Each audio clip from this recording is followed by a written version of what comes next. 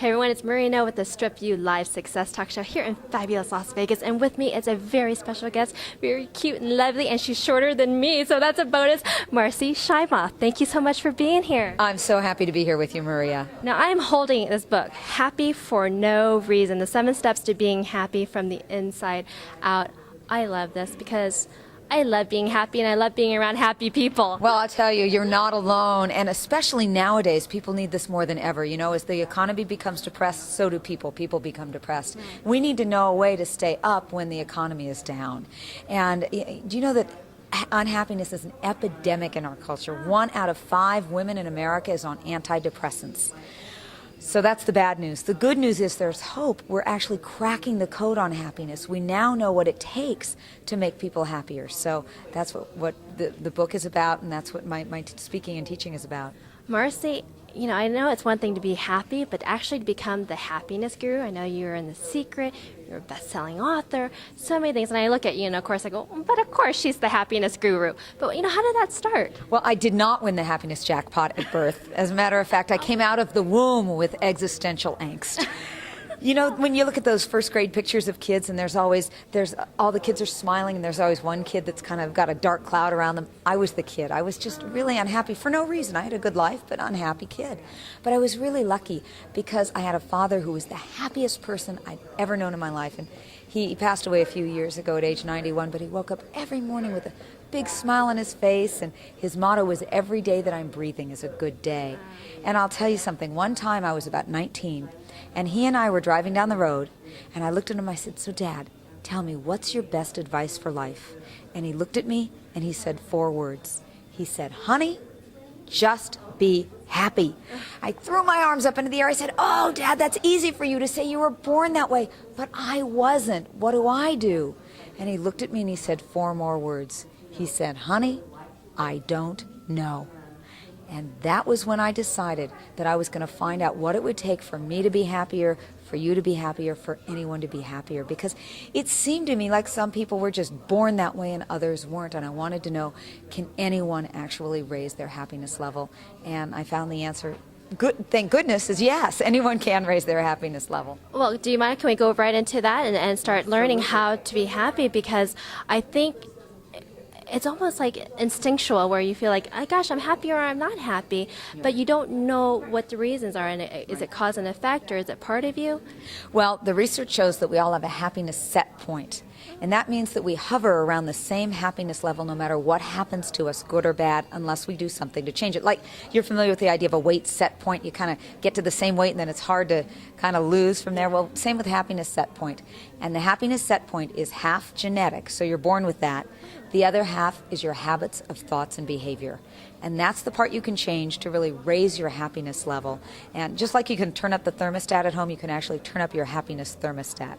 So I'll give you a couple little tips. Please. Okay, one of them has to do with our thoughts, and that is, don't believe everything you think. Just because we have a thought doesn't mean that it's true. Now, the average person has 60,000 thoughts a day. It's a lot of thinking that you're doing, and 80% of them are negative. So our negative thoughts are producing chemicals in our body all day long that weaken us. And let me do a little quick demonstration with you. Is that okay? I'm going to take the book away from you and have you turn around so everybody can see you here. And I'm going to do a little demonstration that's based on something called muscle testing, okay? I'm not trying to trick you in any way. I'd like you to take your arm and put it out to the side. Okay. And I'm going to press down against your arm. I want you to stay strong or hold your arm up, okay? Stay strong. Very nice. You were nice and strong. Could you feel that? Yeah. Good. Put your arm down. Now 3 times I want you to look at them and say, I am a bad person. I am a bad person.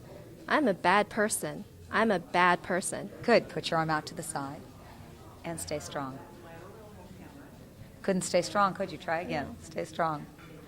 What happened? I didn't feel strong. Didn't feel strong. Every thought we think and every feeling we feel creates chemicals in the body that go through our body instantly and affect us. Now, I want you 3 times to say, I'm a good person.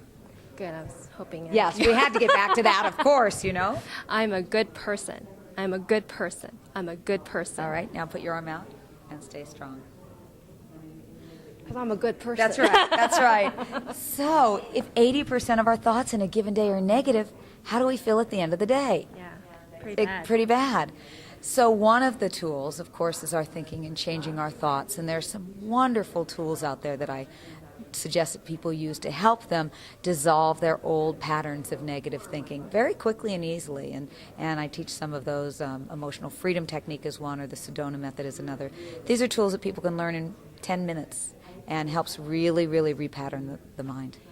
So one of the first steps that someone can do to raise their happiness level is to start reprogramming their mind. Is that right? Absolutely. Absolutely. To deal with releasing the negative thoughts, focusing on the positive. Okay. You know, you're familiar with Velcro and Teflon, what Velcro is and what Teflon is. Well, here's what happens.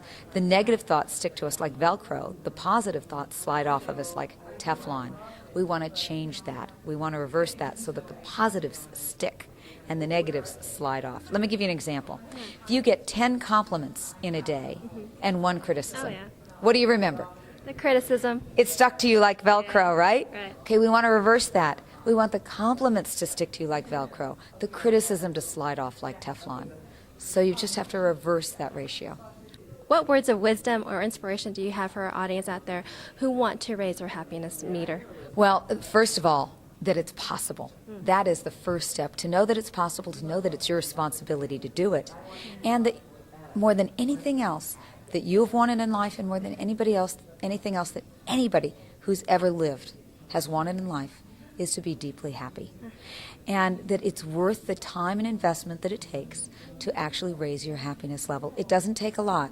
It takes about 5 to 10 minutes a day of just very simple steps that deal with your mind, your heart, your body, and your soul. And you can raise your happiness level. Now, I'll leave you with this one last thought. I believe that the best thing that you can do for the whole planet of ours is to raise your happiness level, because when you do, you change everybody. And here's a little Chinese proverb that I'd love to end with. It goes like this: when there is light in the soul, there will be beauty in the person. When there is beauty in the person, there will be harmony in the house.